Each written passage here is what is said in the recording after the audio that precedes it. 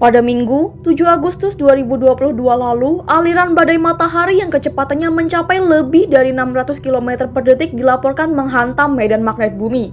Fenomena itu menurut Space Weather terbilang mengejutkan karena tidak diperkirakan sebelumnya.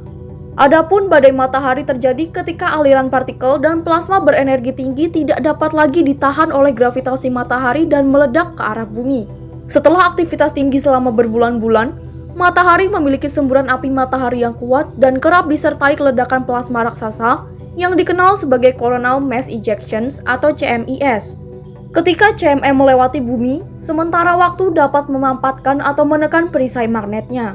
Akibatnya, dampak badai matahari beresiko menghasilkan badai geomagnetik yang dapat melumpuhkan jaringan listrik, mengganggu gelombang radio, dan merusak satelit di jalurnya. Dilansir dari Science Alert, pada Selasa 9 Agustus 2022 pada Minggu pagi, Deep Space Climate Observatory atau DSCOVR milik NASA memperhatikan aliran dari angin matahari ringan yang meningkat secara signifikan dan tak terduga sepanjang hari. Penyebab badai matahari ini masih belum diketahui, tetapi Space Weather menduga hal itu menjadi awal kedatangan badai dari lubang khatulistiwa di atmosfer matahari 2 hari setelahnya. Selain itu, bisa jadi merupakan CME yang terlewatkan. Sebuah diskontinuitas dalam duta badai matahari pada 0045 UT pada 7 Agustus mengisyaratkan gelombang kejut tertanam dalam badai matahari, tulis Space Weather. Aktivitas matahari lanjut mereka menghasilkan banyak ledakan kecil yang memengaruhi CME menuju bumi. Dilaporkan bahwa alirannya berkecepatan tinggi dan menghantam medan magnet bumi. Berdasarkan catatan, kecepatannya mencapai 551,3 km per detik pada 9 Agustus 0406 UTC atau 0006 ET.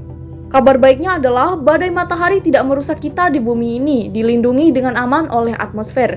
Namun, jika intensitasnya kuat, maka dapat mempengaruhi teknologi hingga menyebabkan masalah dengan satelit telekomunikasi dan dalam kasus ekstrem mengganggu jaringan listrik. National Oceanic and Atmospheric Administration atau NOAA mengklasifikasi badai matahari yang baru terjadi itu sebagai G2 moderate atau sedang. Menurut klasifikasi yang ditetapkan NOAA, badai matahari kelas G1 adalah skala terendah sedangkan G5 merupakan badai yang kuat.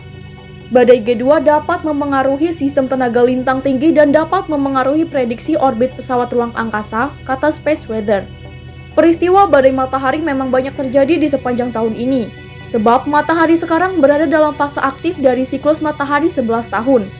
Dilansir dari Life Science, pada Senin 8 Agustus 2022, menurut Australian Academy of Science, setiap 11 tahun, kutub magnet matahari akan terbalik lalu menyebabkan kutub selatan menjadi kutub utara dan sebaliknya.